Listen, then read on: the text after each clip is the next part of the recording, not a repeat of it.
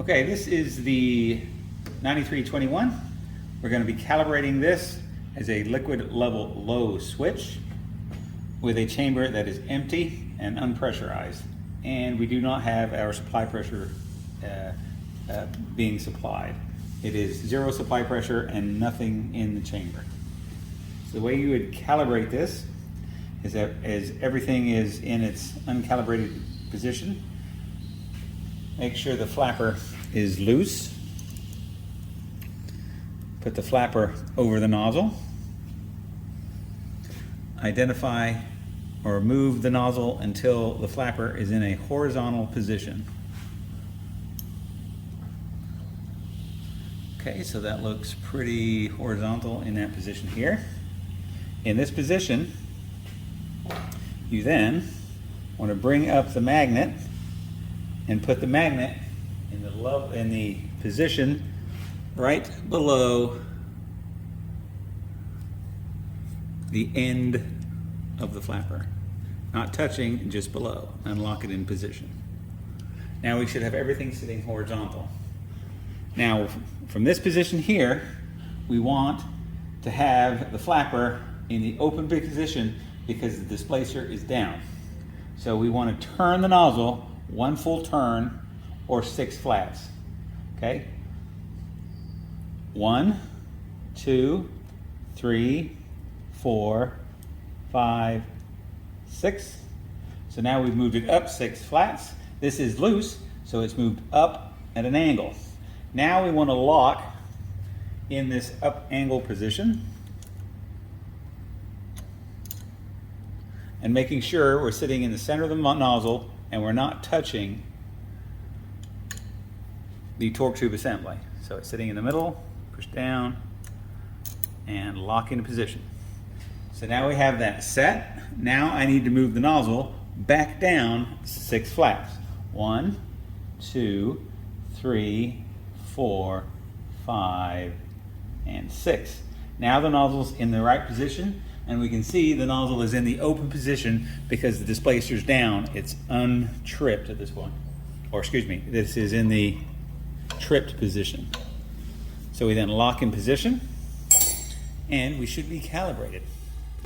Okay, so now we have the liquid low level set on this with nothing in the chamber. So we now want to function test it. We then add supply pressure. So we add our supply pressure from our regulator. All right, so we're venting here. That's because the float is down and we have nothing in this chamber. So now we want to then put fluid in the chamber. So I'm going to open the valve manually and we should be able to see the fluid rising. In our sight glass here we can see our fluid rising. All right, and it's filling up this chamber. And what will happen is it's filling up the chamber, it will close. All right. So this will keep going, and the pressure should keep climbing. Our supply pressure is 30 psi, so it should seal off at 30 psi. And we want all the fluid to come in as we can. This will take about a minute. Because what's happening is we've closed it, now we're flowing and filling above the displacer. Okay, our fluid is slowing down and stopping. So that's about a maximum amount of fluid in here. So this is in the condition where you would have the switch in the lower position. So this is a liquid low, and it's filled, so it's not tripped. Our output is going to be at the 30 psi.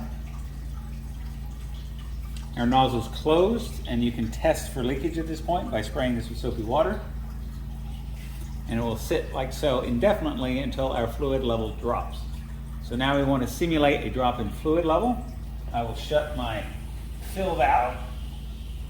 The valve down here is open, and I'll turn on the pump.